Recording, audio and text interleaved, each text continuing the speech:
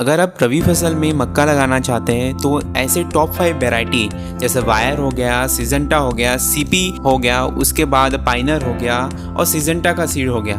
इन बीजों में सबसे 5 उन्नत बीज किस्में कौन सी है जिसमें सबसे ज़्यादा पैदावार होती है? जैसे छत्तीसगढ़, मध्य प्रदेश, बिहार, ऐसे सेंट्रल इंडिया के राज्य जहाँ पे टेम्परेचर एक जैसे रहते हैं, जैसे 36 डिग्री हो गया आसपास रहती है। अक्टूबर में लगाई जानी फसलें यानी कि रबी फसलें। इसमें सबसे अच्छी फसलें वैरायटी कौन सी है उसके बारे में पूरा बताऊंगा, लेकिन आपको वीडियो को पूरा देखना होगा क्योंकि अलग अलग जगह अलग अलग वैरायटी इस पर उत्पादन अधिक मिलती है। तो सबसे पहले अगर बात करें पूरे इंडिया में फेमस है सबसे ज़्यादा, वो है दोस्तों 9081 वायर का, जो DKC 9081 है। ये दोस्तों अगर हम अवधि की बात करें तो 110 से 170 दिन की आपका लेट वैरायटी की अवधि में तैयार होने वाली वैरायटी है। इसमें लगभग किसानों को अगर कोई मक्का लगाते होंगे तो पता होगा कि इस वैरायटी में सबसे अधिक उत्पादन मिलता है पूरे ऑल ओवर इंडिया। हर किसान लगभग इसको जानते ही है।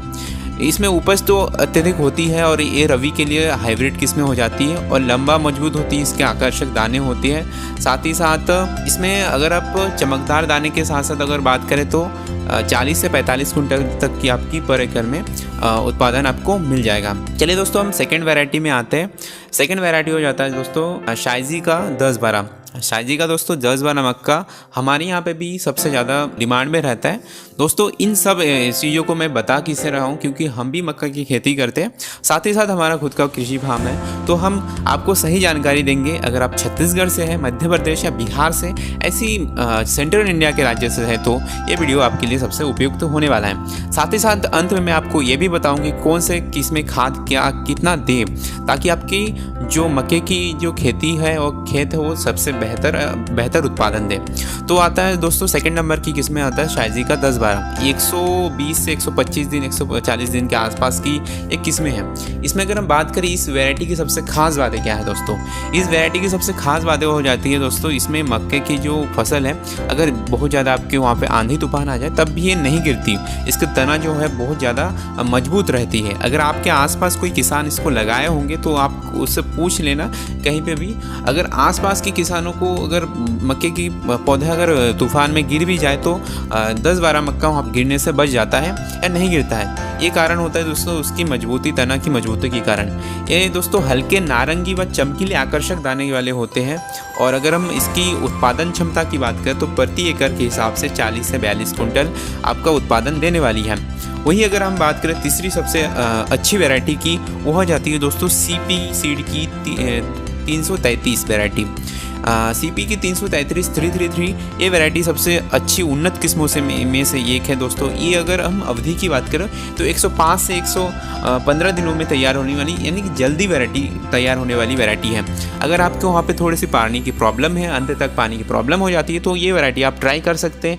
ये वैरायटी उत्पादन भी अच्छा देती है रबी फसल में और एक कम दिनों में तैयार हो जाती है, जिससे कई लोगों की पानी की दिक्कतें इसमें नहीं आएगी।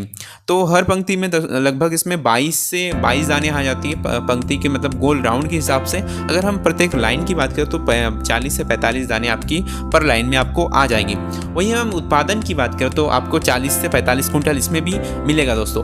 देखिए दोस्तों किसी किसी को लग सकता है कि उत्पादन ज़्यादा आप बोल रहे हैं, किसी किसी को लगता है कि ठीक बोल रहे हैं। ये आपकी देख रेख पर डिपेंड करता है कि आप कितना उत्पादन ले सकते हैं। अगर आप सही देख रेख करेंगे, सही मरम्मत करेंगे तो आपकी उत्पादन क्षमता हाईएस्ट तक जाएगी जैसा हमारे यहाँ पे होता है।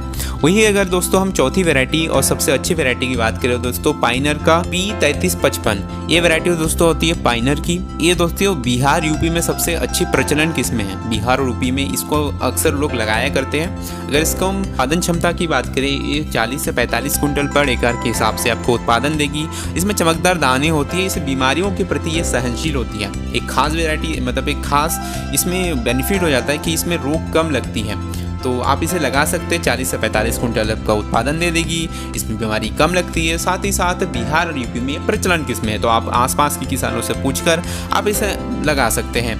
वही अगर दोस्तों हम पाँचवीं किस्म की बात करें, पाँचवीं और सबसे अच्छे किस्म की हो जाता है दोस्तों NK 6802। तो ये दोस्तों एक NK मतलब अच्छे कंपनी के मक्का है दोस्तों। अच्छे कंपनियों का मक्का में दोस्तों रिस्क कम होता है। अगर आप सस्ते कंपनियों का मक्का लगाएंगे, लेकिन कोई कंपनी चाहता नहीं है कि हमारा मक्का ख़राब हो, लेकिन आप अगर सस्ते कंपनियों का मक्का लगाएंगे तो उसमें हो सकता है कि आपका मक्का ख़राब हो, लेकिन जो अच्छे बड़े बड़े कंपनियाँ हो जाते हैं जैसे सिजेंटा हो गया, पाइनर हो गया, सीपी हो गया और बायर जैसे बड़े कंपनी, ये आपको एकदम सही जानकारी देती है ताकि आपके मक्के के उत्पादन सही हो और उसी अनुपात में ही हो। तो दोस्तों आपका सिजेंटा NK 6802 इसमें रोगों के सहनशील होती है दोस्तों, इसमें रोग कम लगती है और इसमें अच्छा उपज देती है और भारी इसमें दाना की जो वेट है उसमें भारी होती है, इसलिए आपको पूरा भरा भरा दाना दिखेगा और भारी दाना इसमें आपको दिखेगा। तो ये था दोस्तों हमारे 5 सबसे हाईएस्ट वैरायटी। इसमें से दोस्तों कोई भी मक्का जो है ख़राब नहीं है, आप कहीं भी किसी को भी लगा सकते हैं रबी फसल में, क्योंकि हमारे यहाँ पे ऐसे ही मक्के लगाए जाते हैं और अधिक से अधिक 40-45 कुंटल यहाँ पे उत्पादन लिए जाते हैं। वही दोस्तों अगर हम बात करें सबसे ज़रूरी चीज़ कि आपको खाद इसमें कितना देना है, क्योंकि खाद में सबसे इंपॉर्टेंट होती है। कई किसान ऐसे होते हैं आलसी किसान जो खाद नहीं देते सही से और इसके उत्पादन क्षमता में गिरावट हो जाती है। ठीक उसी प्रकार में आपको अगर सही से खाद देंगे तो उत्पादन क्षमता आपका मैक्सिमम जाएगी, आपका प्रॉफिट उसमें ज़्यादा होगा। तो सबसे पहले आपको अपने क्या करना है कि आपके आसपास के जो कृषि अनुसंधान है वहाँ से आपको मिट्टी का जांच करवा लेना है। अगर आपको नहीं पता तो मिट्टी का pH का जांच कराना बहुत ही ज़रूरी हो जाता है दोस्तों। अगर आपका pH का जांच नहीं कराया आप तक तो करा लीजिए। आपका मिट्टी का pH आपका होना चाहिए 5.5 से 7.8 के बीच आपका मिट्टी का pH आपको होना चाहिए। उसी के साथ साथ अगर हम आप बात करें आप कि उसमें खाद या फर्टिलाइज़र कितना देना है, तो चलिए दोस्तों अगर पहले दिन जब आप लगाते हैं उसमें आपको क्या क्या देना है, यूरिया देना है आपको पर एकड़ के हिसाब से दोस्तों बताऊँगा। आपको यूरिया देना है दोस्तों 35 kg, DAP आपका 50 kg के आसपास, MOP देना है आपको 20 kg और जिंक सल्फेट देना है आपको 10 kg।